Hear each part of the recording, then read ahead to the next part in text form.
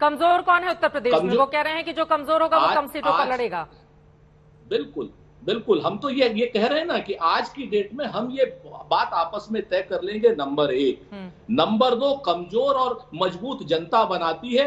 इसी भारतीय जनता पार्टी को 1984 में पूरे देश में 2 सीटें दी थी, हमने तब भी इनको कमजोर नहीं कहा था। जनता के जनादेश का अपमान करना, जिस पार्टी के पास 11 करोड़ 20 लाख वोट आए हों उनको कमजोर कहना, आप स्वयं जनता के जनादेश का अपमान करते हैं। आज हम नहीं जीते हैं, कोई बात नहीं, लेकिन मैं फिर से कहता हूं कि जिस तरीके से अभी विपक्षी साथियों ने कहा कि मुद्दे इंपॉर्टेंट हैं, आज की डेट में 20,000 करोड़ किसके हैं, अडानी मोदी भाई भाई हैं या नहीं हैं, ये मुद्दे भी आएंगे, मुद्दे जेपीसी के भी आएंगे, मुद्दे तमाम बेरोजगारी के, अग्निवीर के, सारे मुद्दों पर चुनाव होगा। और इनके पास क्या है, सिर्फ मोदी जी हैं। और एक बात आखिरी, तो वो शरद पवार जी को भी समझाइए ना, फिर वो कह रहे हैं जेपीसी कोई मुद्दा ही नहीं है। सर, अब से थोड़ी देर पहले फिर रिपीट किया है उन्होंने प्रेस कॉन्फ्रेंस में। आप शरद पवार बहुत बड़े नेता हैं, इस देश के भी और महाराष्ट्र के भी। 48 सीटें आती हैं उत्तर प्रदेश के बाद सबसे ज्यादा, उनको भी समझाइए। वो कह रहे हैं जेपीसी कोई मुद्दा ही नहीं है। हमारे लिए शरद पवार साहब पितृतुल्य नेता हैं, भीष्म पितामह है राजनीति। हाँ। वो जो भी बात कहेंगे उनकी बात को हम ध्यान से सुनेंगे और उनके साथ वार्ता करेंगे, निश्चित तौर पर, इसमें कहीं कोई दो राय नहीं। मैं एक बात और मैं कह दूं आपसे, कि मैं एक बात और कह देता हूं आपसे चित्रा जी, कि जिस तरीके से एक राजनीतिक विश्लेषक के रूप में भारतीय जनता पार्टी के प्रवक्ता ने अपने पुराने नेता नीतीश कुमार जी को पॉलिटिकल लाइजनर कहा, या हिंदी में और कुछ कहना चाहते थे, तो मैं इनको सिर्फ इतना याद दिला देता हूं कि भाषा की शुचिता रखिए।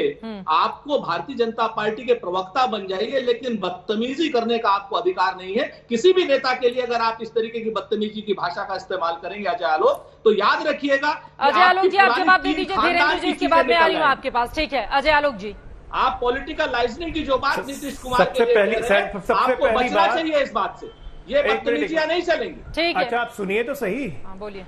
बदतमीजियां आप कौन होते तय करने वाले की कौन बदतमीजी कर रहा है कौन नहीं कर रहा है? आप जज बैठे हुए हैं यहाँ पे, कर रहे हैं बदतमीजी। नीतीश पॉलिटिकल राजदूत को लाइजनर कहते हैं। नीतीश राजदूत नॉन पार्लियामेंट्री शब्द है। करोगे तो कहाँ से आकर के कहाँ ये देखिए, ये बदतमीज आदमी कौन है चित्रा जी? चित्रा जी, बदतमीज आदमी कौन है? थोड़ा सा शुचिता बनाकर, शब्दों की मर्यादा बनाकर प्लीज, शब्दों की मर्यादा बनाकर प्लीज प्लीज प्लीज, यहाँ पर आप बैठकर इस तरह की टिप्पणी नहीं करें। प्लीज प्लीज आराम से प्लीज, थोड़ा सा आराम से अपनी बात रखेंगे। पूरा देश देख रहा है और दुनिया भर के कई देशों में आज तक देखा जाता है। मर्यादा इस तरह से आप नहीं लांगे कि मुझे सबका ऑडियो म्यूट करवाना पड़े। एक एक करके आप जवाब दे दीजिए अजय आलोक जी, उसके बाद सुरेंद्र जी अपनी बात कहिएगा। धीरेन्द्र सिंह मुन्ना जी भी बहुत देर से इंतजार कर रहे हैं, उनके पास भी जाना है। प्लीज आराम से अपनी बात रखेंगे, मर्यादा में रहकर। अजय आलोक जी, मैंने क्या कहा? अगर मानसिक स्तर किसी का कम है तो ये मेरी समस्या नहीं है। मैंने कहा कि जिस व्यक्ति ने अपनी राजनीति कांग्रेस के विरोध में शुरू की थी 45 वर्षों तक, आज उस कांग्रेस पार्टी के लिए पॉलिटिकल राजदूत बनकर सबको समझा रहे हैं। अद्भुत है। इसमें इनको बदतमीजी दिखती है? जिसमें मेरी समस्या नहीं है सुरेंद्र जी। ये कहिए कि चिढ़क गए।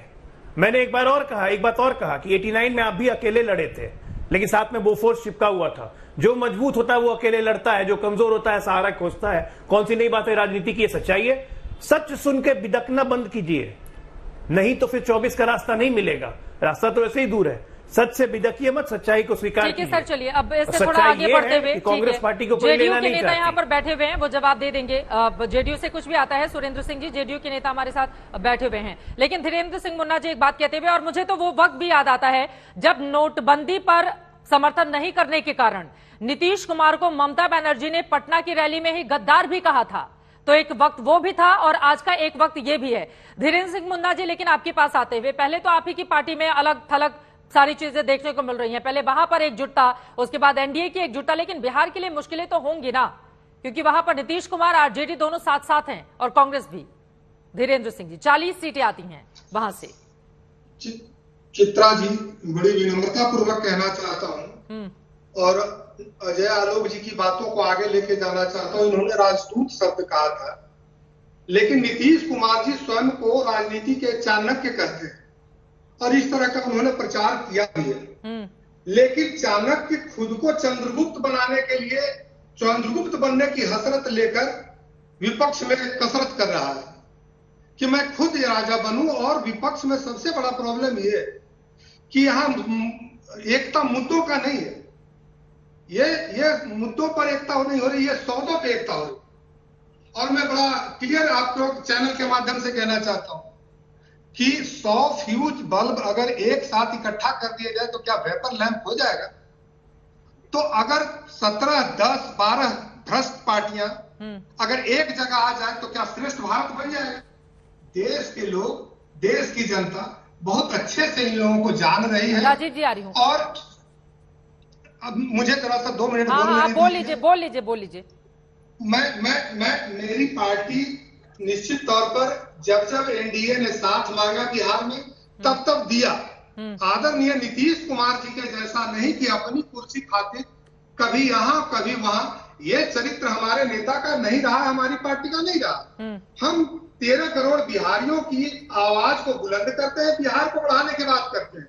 आज बिहार में जितने तरह से परेशान कर रहे हैं बिहार के लोग, चाहे वहां के गरीब हो, चाहे जिस तरह की घटनाएं 2 जगह हुई हो, कहीं नीतीश कुमार जी नहीं जाते। लेकिन कांग्रेस के दूत बन करके या ममता बनर्जी के बीच में एक जो कह रहे हैं कि विपक्षी एकता करने की बात कर रहे हैं, तो एक छोटा छोटा कॉम्बो पैक बनाकर खुद को प्रधानमंत्री बनने की जो हसरत लिए बैठे हुए हैं, ये कसरत मैं फिर से बोल रहा हूँ, कभी नहीं पूरा होने वाला है। ठीक है। बिहार के लोग नीतीश कुमार जी को, देश के लोग नीतीश कुमार जी को भली भांति जानते हैं कि देश के लिए उन्होंने क्या किया और आगे क्या करना चाहते हैं। मैं तो बड़ा कंफ्यूज हो जाती हूँ क्योंकि हाल ही में अभी आरजेडी के मुखिया की ओर से एक रोजा इफ्तार का कार्यक्रम रखा गया था, जहां पर जाकर आपके चिराग पासवान पैर छूते हैं नीतीश कुमार के।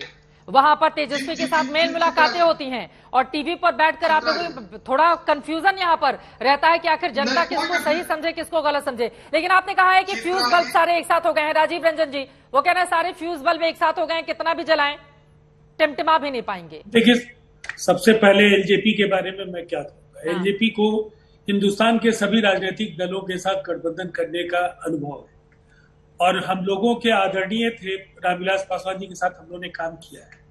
लेकिन कई बार उन्हें मौसम वैज्ञानिक भी कहा जाता था। वो मौसम का एहसास होता था कि कौन सा अलायंस जीतने वाला है, उस अलायंस के वो हिस्सा होते थे। इसलिए कोई इन सवालों पर अगर बहुत ही नैतिकता का पाठ अगर कोई पढ़ाए तो मुझे लगता है अपनी सीमाओं का सबको ज्ञान होना चाहिए। पहली बात, अजय आलोक जी के बारे में मैं एक बात कहूंगा। कांग्रेस से 45 वर्षों तक कांग्रेस के खिलाफ लड़ने की बात उन्होंने कही कि नीतीश कुमार जी ने किया।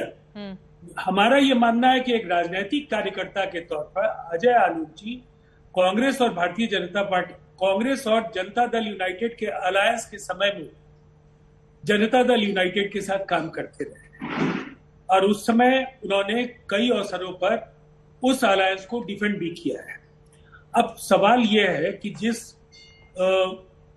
नेता के लिए उन्होंने कई आदरणीय, परम आदरणीय शब्द इसके पहले रखने के काम किए, विश्लेषण के दौरान जिन शब्दों का प्रयोग किया जाता है, मुझे लगता है एक तो विश्लेषकों के लिए भी एक कोड ऑफ कंडक्ट होना चाहिए।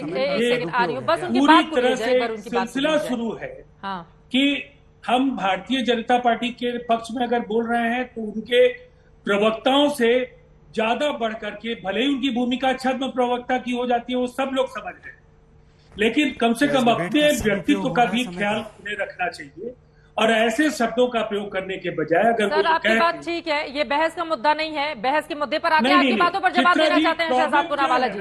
सर ठीक है ना, सबकी अपनी विचारधारा, सबके अपने अपने लोग हैं। अब राजीव रंजन जी आप भी जानते हैं, देखिए नीतीश कुमार कभी इधर रहते हैं कभी उधर रहते हैं, तो वैसे ही बाकी लोगों का भी हाल है, तो इस पर क्यों जाना राजीव रंजन जी? अगर हम एक उंगली सामने वाले पर उठाएंगे, 3 उंगलियां हमारे ऊपर इशारा करेंगे, तो उस पर जाने की क्या जरूरत है राजीव रंजन जी? प्लीज ठीक है, मुझे ये बता दीजिए, अब अजय आलोक जी की जुबान में आप अपनी बात तो नहीं डालेंगे ना, वो भी स्वतंत्र हैं।